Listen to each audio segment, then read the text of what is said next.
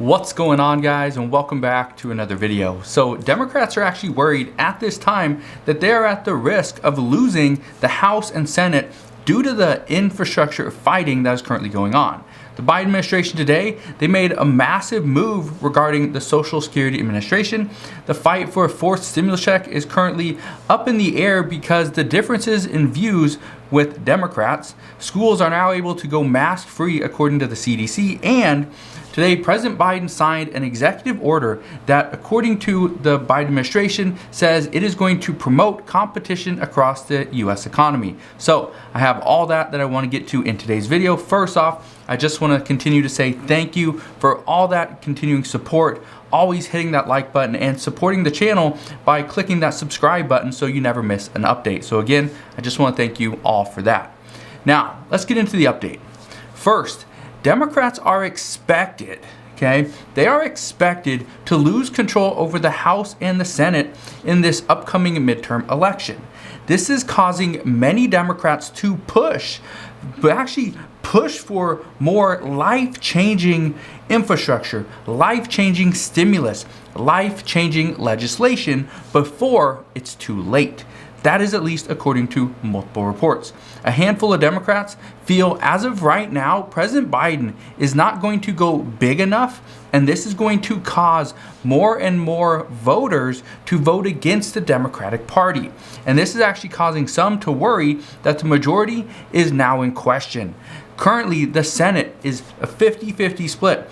If one Democrat loses their seat in the upcoming midterm election, Republicans will then have the majority, and the Senate Majority Leader would go from Senate Majority Leader Chuck Schumer to previous Senate Majority Leader Mitch McConnell. And what we know is Mitch McConnell will let bills just die on his desk. Whether he thinks they are good for the U.S. economy or bad, he will let them die on his desk if he feels he is actually being taken advantage of, or the Republican Party is not getting their way. So Mitch McConnell is one of those that some say they call him the Grim Reaper, but right now what I can tell you is the Democratic Party is extremely worried, and even President Biden, according to White House officials, is fairly worried if the Republican Party wins back the Senate. If they win the House, nobody is extremely worried, but it's the Senate that things are really starting to heat up in. So we will see what happens moving forward, but this is also one of the reasons why many lawmakers, as of today, are continuing to push for more stimulus. One piece of legislation that almost all Americans agreed upon or agreed was needed in the past, packages was stimulus. This is one piece of legislation that many people say is still needed. What we know is that stimulus checks were the most popular piece of legislation that has passed in quite some time. The American people absolutely loved it. And now the American people say one more check is still needed. We just need one more check. Well, here's the problem. The problem is that progressives are facing moderates at this time, and right now progressives are saying that moderates don't want an additional stimulus check in the next infrastructure package. And you're probably thinking, well, why is this? Didn't the stimulus checks help out millions of people? Yes. Didn't the stimulus checks prop up the U.S. economy? Yes. Didn't the stimulus checks give businesses more money than they needed, even after the PPP loans? Yes. But here's what moderates are saying. Right now, they say that the state of the child tax credit payment starting next week, this is the problem is there's more money coming out. They are saying that more money still coming out. The child tax credit payments are coming out. The data that we see from this hasn't even been seen yet. We haven't even collected it because the payments aren't even out yet. So what they are saying is right now many states are still providing $300 per week in unemployment benefits. Many people still have not received their IRS refund checks from the unemployment taxes or from their actual income tax returns. So there's still a lot of money that is not yet circulating in the U.S. economy yet because the money hasn't gone out yet. So they are saying that right now we've provided all the assistance that is needed. Moderates even argue that right now the amount of money that the U.S. has provided or is still providing, okay, in food assistance, rental assistance, mortgage assistance, utility assistance, free and reduced cost health insurance, and meals to school-age children. All this is more than enough. And again, this is coming from Republicans and moderates in moderate Democrats. That's the problem right now with progressives, is they're fighting their own party. And as of right now, the discussions are, or at least according to the reports, right now the Democratic Party is trying to get together, okay, over phone and over Zoom calls and things like that. They're trying to get together and have a more of a united front. And they're trying to figure out, okay, what can we put into this next infrastructure bill? The American Families Plan, the so-called social infrastructure or stimulus package. What can we put into that and get a 100% approval from every single Democrat? And the reason for this is because at this time, we are a little bit over a year away, let's say 18 months away from this coming midterm elections. But what we are seeing at this point is Democrats are saying we have to look united. If we aren't united as a whole, the problem is it will look bad to our voters. And if we look bad to the voters could potentially vote for a Republican, which would cause Democrats a lot of harm in the House and the Senate, which would mean President Biden would have a very difficult time getting almost any piece of legislation passed if the GOP is controlling the House and the Senate. So they say the real problem right now is that the programs, okay, that are still offering money, they're still active. They're still sending out money. That's the problem. And if these programs were to stop, then there might be a greater need for additional stimulus. Again, I can't tell you how difficult it is to read some of these things, because the hard part is we know there's millions of people out there that still need additional support. But yet lawmakers are looking at only a handful of people and saying, oh, well, this group of people is doing really well. So if this group of people is doing so well, why do we need to send out additional $600 stimulus check or $1,000 or $2,000 stimulus check? It just doesn't make sense, right? And that's the issue. And that's the tough part is I keep reading these stories, keep reading these reports, and every single report is saying the same thing is, lawmakers are just so out of tune with the American people and the U.S. economy that they don't understand what is actually happening. And let me know your thoughts down in the comment section below. Do you think lawmakers are just out of touch with how the average American is living? Or do you think they understand exactly what we are going through? Love your answer. Love to hear it. Just comment down in the comment section below. Now, what we are seeing right now is that the real problem with some of these programs, rental assistance for one, is very difficult to qualify for.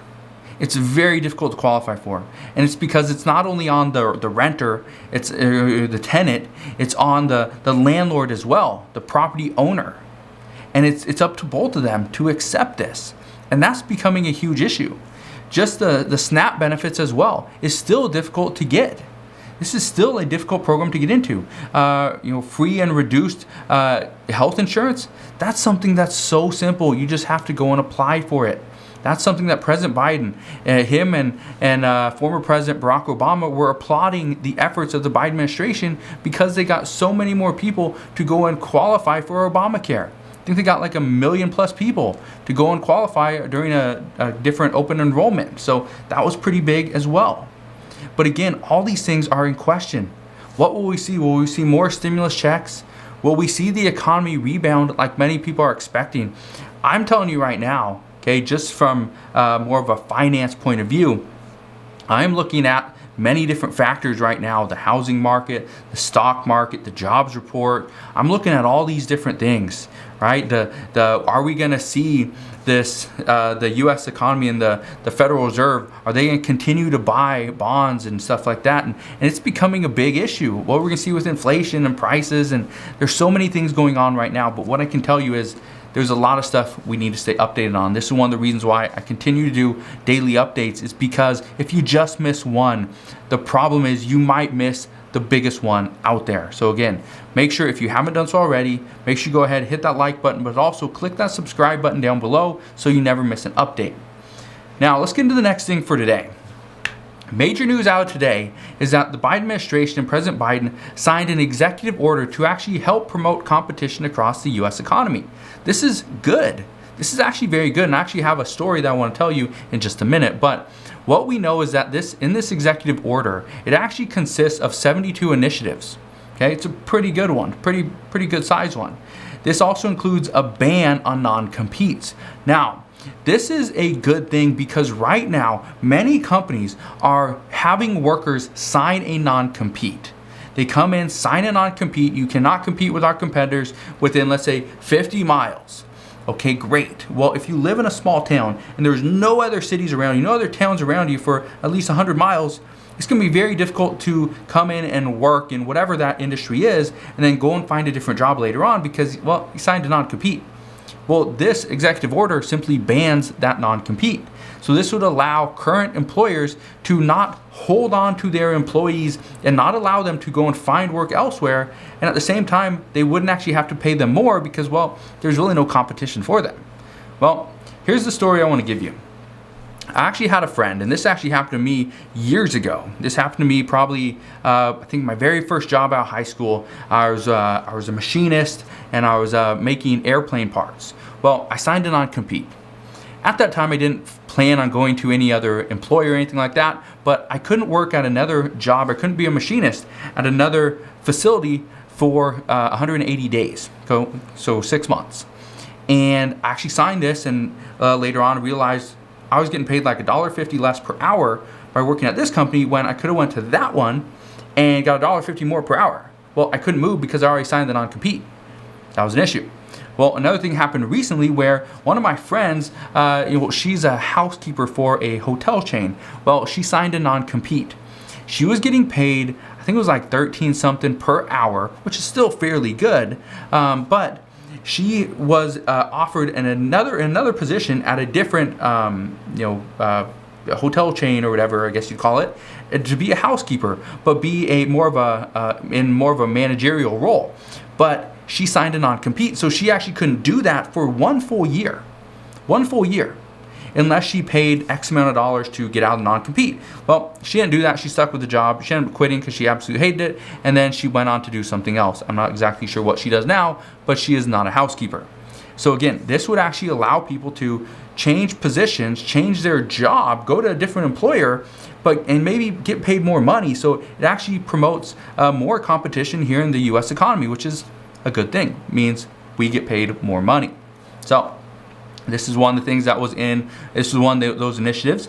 Another thing that was in here, this executive order allows federal agencies to work with or work to reduce prescription drug prices. This is something that I see constantly here on this channel is especially people on Social Security benefits.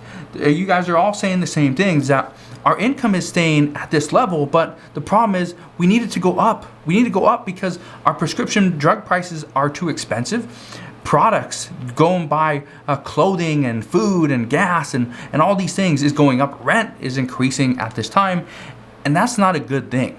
When all your expenses are going up, but your income is actually staying the same or dropping, that's not a good thing. So this executive order allows the federal agencies to work to reduce the prescription drug prices. This is going to allow the agencies to go and try to work to import drugs from China, or from not China. We're not going to do that. Import stuff from Canada, where things are much cheaper, and this is hopefully going to increase the support for generic products as well. So that could all bring the prices down. Again, this is very good. This is a very good thing, and I think this is something that the American people need. It's not just something for elderly and people on Social Security. I bought prescription drugs before for certain things or whatever I needed, or for myself or my wife or my kids. And yeah, they are fairly expensive. And so that's one of the things I think every person here in the United States could benefit from this. So that's actually a very good piece of legislation as well, or a very good executive order as well. But here's the big thing. Today, just actually a short while ago, President Biden fired the Social Security Commissioner, Andrew Saul. Now, he was one of the holdovers from the Trump administration. This is one of those guys that the Democrats have been trying to get out of this position for a while. Well, what we know is that today, after this announcement was made, Andrew Sewell, he had this announcement. He actually said this, and I quote, "I consider myself the term protected commissioner of Social Security." Well, what does term protected commissioner mean? Well, he, as of right now, he does not plan on stepping down, and he plans on challenging the legality of the White House move to get rid of him as the commissioner.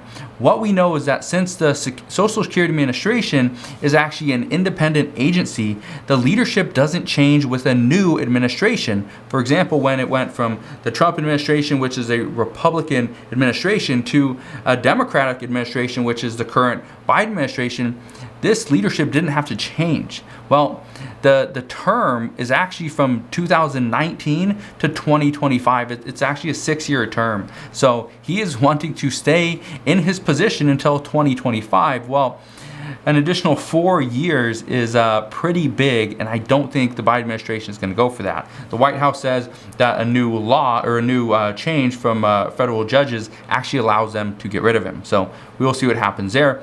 However, this move does, it actually is a pretty big move because now it makes room for a different vision in the Social Security Administration.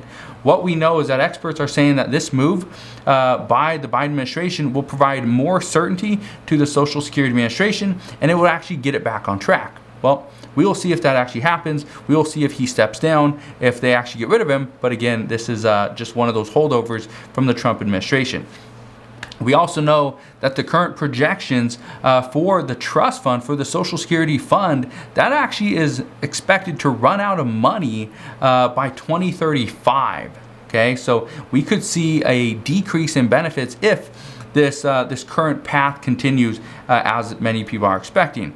But what the current Social Security benefits are not really taking into consideration is, what if more people decide to retire? Well, if more people decide to retire, that means there's less money per person. It means the fund would run out of money a little bit sooner. Well, what if the Biden administration decides, let's increase benefits, right? Let's increase benefits by $200 per month, like I promised to the American people when I was running for president. Well, what happens then? Well, according to multiple reports, many economists, this time frame would actually go even faster. So some are saying right now that we are expected to run out of money by 2035. However, there are reports that are saying that if we see more people retire, which we are seeing due to COVID, and we see that coupled with an increase of Social Security benefits, if those two things happen, we could see this fund run out of money somewhere between 2030 and 2032. So that's not great news, because that is 9 to 11 years away. And that's coming way too fast. Now, according to a report from the Washington Post, this is what is making increasing benefits to Social Security recipients so difficult. Lawmakers are saying they want to help. They really want to help. The problem is they don't have the ability to help at this time because of the fund that they were given. That is what Democrats are saying. Democratic lawmakers are saying this, that they want to help. We know they want to help. They keep putting plans together, but the plans don't make it anywhere. That is a huge, huge issue. So what we know at this point is that, could we see this $200 per month increase to Social Security beneficiaries? We could. But if there's not an additional way to supplement that fund, get more money into it, and we don't want to see higher taxes paid into this fund if the fund itself can't really keep the money, right? We don't want to see that. I don't want to put money into the Social Security Administration. I don't want to put money into all these different programs when I'm worried that the money won't be there when I'm ready to retire.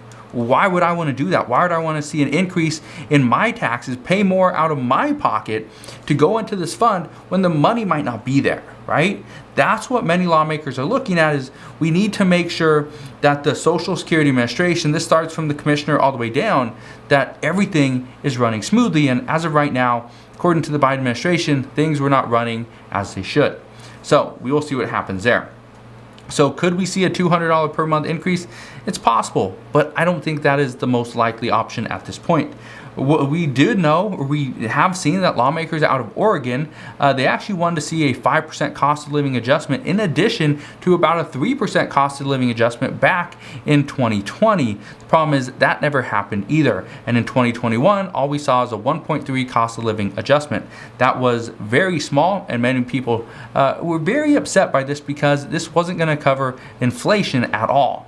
Well, the current projections are that the cost of living adjustment is going to be roughly 5.3% for 2022, and this could be a major benefit for many people, because right now 5.3% would be a substantial increase every single month, but that 1.3% was roughly $20 every single month, and that's going to do very little, especially with the rising cost of everything that we buy.